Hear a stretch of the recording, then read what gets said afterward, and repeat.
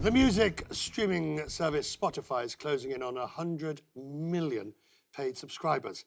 Those who listen to the free version could reach double that number by the end of the year. And it comes as music sales are enjoying a renaissance. Sales in the US grew by 17% to nearly $9 billion, according to the Recording Industry Association of America. It's streaming and downloads that are the driving force of growth. Kerry Trainer of SoundCloud, which calls itself the world's largest music and audio platform, is with me. Good to see you, sir. Likewise. Thanks so much for having me.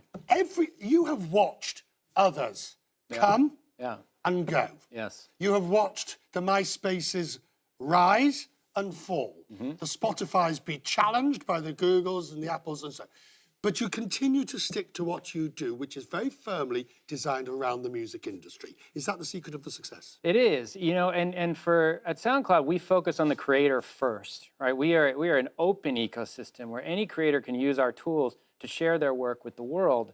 That gives us a very unique catalog of content that creates a great experience for listeners. But for us, the focus is on the creators outward, right? We are not just a one-way system delivering streaming. We are a platform for creators to use where they come first to upload their work, build their audience.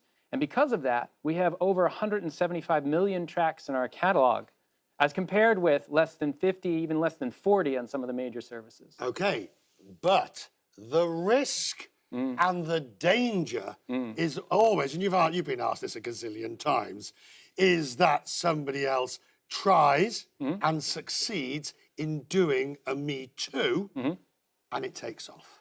Because you only have one string, pardon the pun, to the bow. Well, no, actually, I think that we uniquely have both strings to the bow, as you say, which is that because we just come at it from the creator first, right? Because we serve the creator so well, we have a differentiated catalog of content. In fact, we are the only streaming service with de facto exclusive content coming directly from creators, in addition to that comes from major labels. With a certain, I mean, you've had a fair bit of old copyright issues and difficulties, which create a Byzantine complexity, which the only people who seem to make money out of are your lawyers. Well, look, the music industry is historically quite complex in terms of the way the rights work.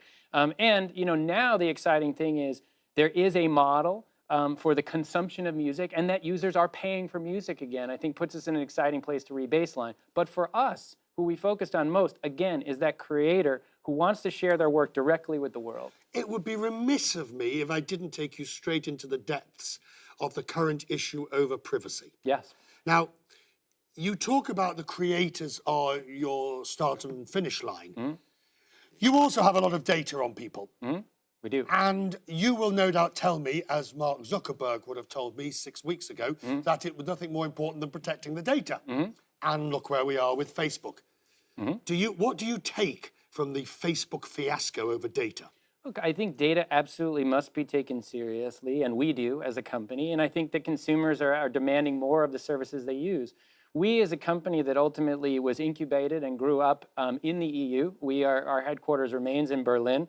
So as you may know, there's a new standard that's rolling out, the GDPR standard, which we will, of course, be adhering to. And so it's something that we take seriously and will continue to take seriously. Do you think that difference, the new European standard, which is extremely tight, very difficult, and arguably exceptionally complicated to follow through, do you think that creates a different mindset for tech companies in Europe versus those, say, in the United States? Look, I think it potentially does, and this is one of those areas. It's just that we're seeing this evolve in real time, right? And I think that now people's expectations are catching up to the realities of how far the technology's come. And I think we're going to see government in the EU, and it sounds like likely in the United States, potentially take a firmer hand here.